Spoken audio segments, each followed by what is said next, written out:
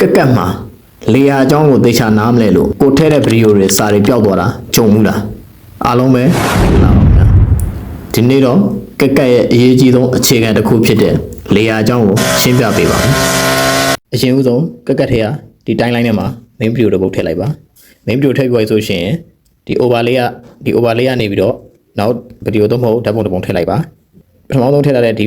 ဟာက main video ဖြစ်ပါတယ် main video မှာပထမဆုံး layer ပေါ့နော်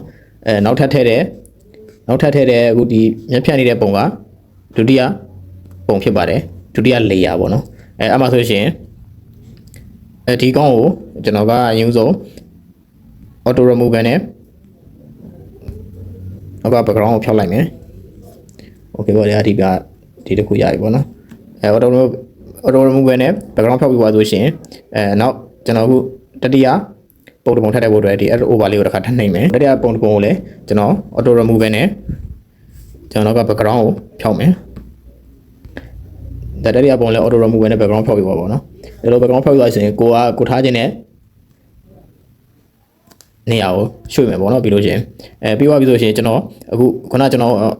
စာရေးထားတဲ့ဟာလေးတစ်ခုရှိအဲ့ဒါကိုထပ်ပြီးတော့အဲ့ overlay ကိုနှိပ်ပြီးတော့ကျွန်တော်ရေးထားတဲ့စာလေးတစ်ခုကိုအဲ့ဒါလေးကိုလည်းထပ်ထည့်လိုက်မယ်ပေါ့နော်အဲ့ဆိုလို့ရှိရင်ဒါခုနကျွန်တော်ရေးထားတဲ့စာလေးပေါ်သွားအဲ့ဆိုလို့ရှိရင်အခုကသူက layer က၄ခုဖြုတ်သွားမယ်ပေါ့နော်ဒီပထမဆုံးဒီ video ကပထမ layer နောက်ဒုတိယဒီ video ကဒုတိယ layer တတိယ video ကတတိယ layer နဲ့နောက်အခုဒီစာကစတုတ္ထ layer ပေါ့နော်အဲ့တော့ layer ၄ခုဖြုတ်သွားတယ် layer ၄ခုဖြုတ်သွားပြီဆိုရှင်အရင်ကတော့ကျွန်တော်ကဘယ်လိုပုံစံမျိုးလုပ်မလဲဆိုရှင်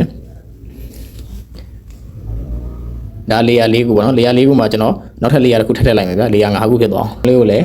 auto remover နဲ့background ဖျောက်လိုက်မယ်ပေါ့နော်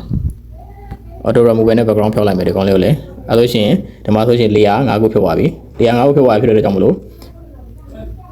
layer 5ခုဖြုတ်သွားပြီ layer 5ခုဖြုတ်သွားပြီဆိုတဲ့အခါမှာအခုကျွန်တော်ကအခုသူတို့ဆက်လက်ပေးပေါ့ကျွန်တော်သွားသိချင်တဲ့ပုံစံမျိုးလေးကိုသွားခိုင်းမယ်ပေါ့နော်အဲ့တော့အရင်ဆုံးကျွန်တော်ဒီမျက်ရည်တဲ့ဟာကိုကျွန်တော်အရင်ဆုံးဘာလုပ်မလဲဆိုရှင် key frame တစ်ချက်ပေးမယ်ပေါ့နော်မျက်ရည်ဟာ key frame တစ်ချက်ပေးမယ်မျက်ရည်တဲ့ဟာကတော့ဒီဘက်ကနေပြီးတော့ဟိုဘက်အဆုံးထိကိုသူကရိတ်သွားမယ်ပေါ့နော်အဲ့တော့ကျွန်တော်ဒီမှာ key frame တစ်ချက်ပေးမယ်နော်အရင် video လေးကြည့်ပြီးသွားပြီဆိုကျွန်တော်အခုဒီ video လေးကိုနားလဲသွားမယ်ဖြစ်ပါတယ်ခင်ဗျာ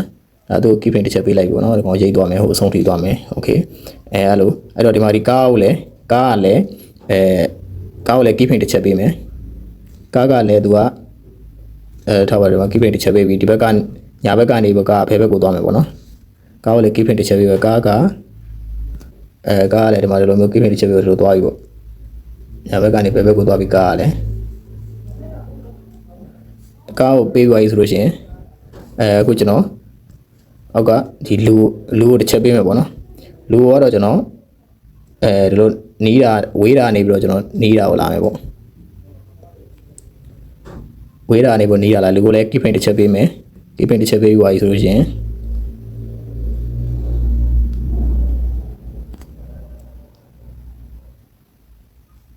လူကို key frame ပေးသွားပြီဆိုရင်အခုကျွန်တော်မှာစာကိုတစ်ခါထပ်ပေးမယ်စာကိုကကျွန်တော်ကဘယ်လိုပုံစံမျိုးပေးမလဲဆိုရှင်ကောင်းရင်နောက်ကနေပေါ်လာမယ်ပေါ့နော်စာကကျွန်တော်မှာ key frame တစ်ချက်ပေးမယ်ပြီးသွားပြီဆိုရင်ပြီးသွားပြီဆိုစာကိုကျွန်တော်ဒီမှာ key frame သူ့နောက်ကနေပေါ်သွားတဲ့ပုံစံမျိုးလေး key frame တစ်ချက်ပေးလိုက်မယ်